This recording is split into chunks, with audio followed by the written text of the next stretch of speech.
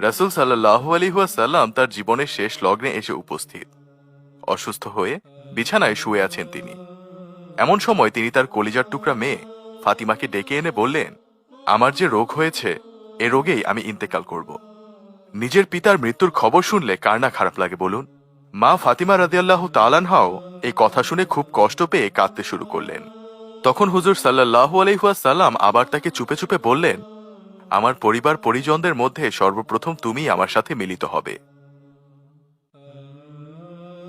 এর মানে হলো রাসূল সাল্লাল্লাহু আলাইহি ওয়াসাল্লামের ইন্তেকালের পর তার পরিবারের মধ্যে সর্বপ্রথম হযরত ফাতিমা রাদিয়াল্লাহু তাআলা আনহা মৃত্যুবরণ করবেন। আর হলো তাই।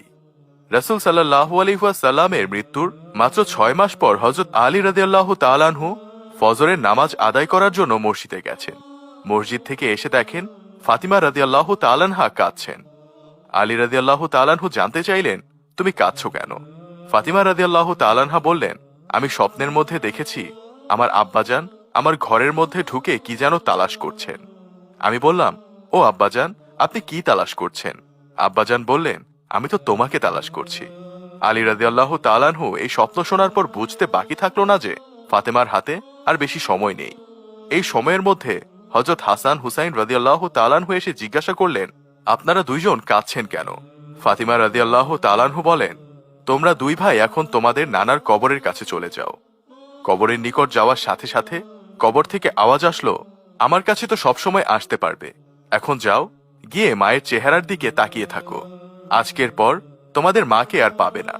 দুই ভাই দৌড়াতে দৌড়াতে আম্মার নিকট চলে গেলেন।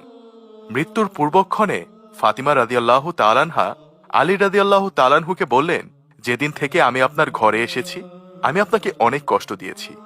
আপনি যদি আমাকে ক্ষমা না করেন তাহলে কিয়ামতের ময়দানে আমার কারণে আমার আব্বাজান অনেক লজ্জিত হবে। আলী রাদিয়াল্লাহু তাআলা আনহু বললেন, ও ফাতিমা, তুমি এসব কি বলছো? আমি আলী তো তোমার যোগ্য ছিলাম না। বিয়ের দিন থেকে নিয়ে আজ পর্যন্ত আমি আলী তোমাকে কোনোদিন ঠিকমতো দুবেলা খাবার খাওয়াতে পারিনি। এরপর ফাতিমা রাদিয়াল্লাহু তাআলা আনহা বলেন, আমি মারা যাওয়ার পরে আপনি বিয়ে করে নেবেন, আর হাসান হুসাইন যখন বালেগ হবে তখন দুই ভাইকে আল্লাহর রাস্তায় সোপর্দ করে দেবেন এবং আমাকে রাতের বেলায় দাফন করবেন। হযরত আলী রাদিয়াল্লাহু তাআলা আনহু জানতে চাইলেন, রাতের বেলাতেই কেন? তখন ফাতেমা রাদিয়াল্লাহু তাআলা আনহা বললেন, আমার কাফনের কাপড়ের ওপর দিয়েও যেন কেউ এটা অনুমান করতে না পারে যে নবীর মেয়ে কতটুকু লম্বা ছিল, এতে আমার পর্দা ভঙ্গ হবে। এর কিছুক্ষণ পর তার ইন্তেকাল হলো। ইন্তেকালের পর তার লাশের খাটিয়া বহন করার মানুষ মাত্র 3 জন। এমন সময় আবু যর গিফারি রাদিয়াল্লাহু তাআলা আনহু এলেন। আলী বললেন, আমি তো কাউকে বলিনি,